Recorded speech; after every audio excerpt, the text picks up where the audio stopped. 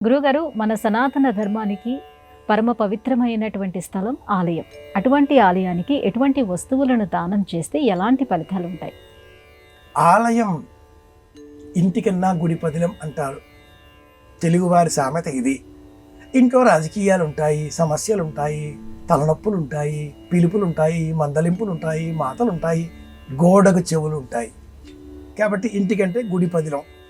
గుడిలోకి వెళితే ఏ సమస్య లేదు. పరధాముడు ఉంటాడు, మనము ఉంటాం. అమ్మవారు ఉంటుంది, కామాక్షమ్మ ఉంటుంది, మనము ఉంటాం.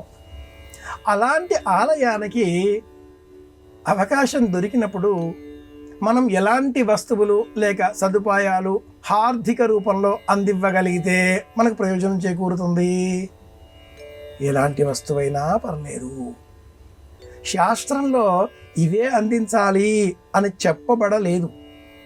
అయితే ఆలయం నిర్మించే సమయంలో 100 సార్లు ఆలోచించి నిర్మాణానికి మట్టుకు దానం చేసే సమయంలో ఆలోచించాలి అని మాత్రం సూచన చేస్తుంది. పూర్వమే ఉన్న ఆలయాన్ని జీర్ణోద్ధరణ చేయడం కోసం మనం ఎంతైనా ఇవ్వవచ్చు. నూతనంగా ఆలయం కడుతున్నారా, అక్కడ మనం బాధ్యత తీసుకునే మనం దానం ఇవ్వాలి. ఎందుకని అంటే ధర్మశాస్త్రంలో ఒక మాట చెప్పబడి ఉంది, న ప్రతిష్ఠా సమో రిపుః. నూతనంగా ఆలయం కట్టడం కంటే, ఆలయంలో విగ్రహ ప్రతిష్టాపన చేయడం కంటే కొత్త శత్రువు ఇంకొకరు లేరు. ఎందుకని? ఆలయం కట్టాం, ఆలయంలో అర్చామూర్తిని స్థాపన చేశాం, అది మొదలుగా ఆ అర్చామూర్తికి నైవేద్యం చేయించాలి, బాధ్యతలు స్వీకరించాలి, ఆలయ నిర్వహణ చేపట్టాలి. ఇవన్నీ ప్రారంభమవుతాయి.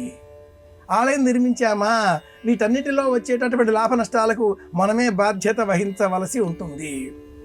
శంకర భగవత్పాదుల వారు అద్వైతోపదేశ పంచరత్నం బోధిస్తూ అనేక పాతకాలు పాపాలలో ఒక పాపం ఏమిటి అంటే ఆలయానికి పెద్దరికం చేయడం అంటారు. ఆలయానికి ఎప్పుడు కూడా పెద్దరికం చేయకూడదు. అందులోనూ శివాలయానికి మరీను. పొరపాటుగానైనా శివాలయానికి సంబంధించిన ఒక్క రూక మన జేబులో ఉన్నా, తెలియకుండా ఒక గడ్డి పరక మన చొక్కా అంటుకొని ఇంటికి వచ్చినా అది శివదోషం, శివాపచారం అవుతుంది. శివాలయానికి సంబంధించిన ఒక్క కాసైనా మన జేబులో ఉండి మనం చూసి మళ్ళీ మనం ఇచ్చేవాళ్ళమే కదా అని వాడేసుకున్నామా, వేల జన్మల పాపాల కారణంగా అనేక అన్య లేదా అల్ప జీవాల రూపాలు పొందవలసి వస్తుంది అని శివపురాణం చెబుతుంది. ఆలయానికి ఎప్పుడు పెద్దరికం చేయకూడదు. ఆలయానికి చేసేటటువంటి దానాలు ముందే ఉన్నటువంటి ఆలయాలకు కానీ, అత్యంత పురాతనమైన ఆలయాలు జీర్ణోద్ధరణ చేస్తూ ఉంటే కానీ అప్పుడు చేయాలి. శివాలయంలో గంట దానం చేస్తే ఇంటిలో ఉండే బాలబాలికలకు చక్కటి చదువు వస్తుంది.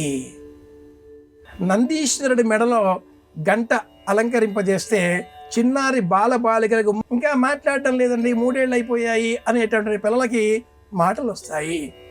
శివాలయంలో భక్తులు కూర్చోవడానికి ఏర్పాట్ల నిమిత్తమై మనం ఏదైనా చేసినట్లయితే బెంచీలు కానీ లేదా కూర్చోవడానికి చిరుచాపలు లాంటివి కానీ, జపం చేసుకోవడానికి కానీ ఇలాంటి ఏర్పాటు చేసినట్లయితే దైహికపరమైనటువంటి కీళ్ళ నొప్పులు, వ్యాధులు తొలగిపోతాయి. మొక్కల పెంపకం చేపడితే ఆరోగ్యం బాగుంటుంది.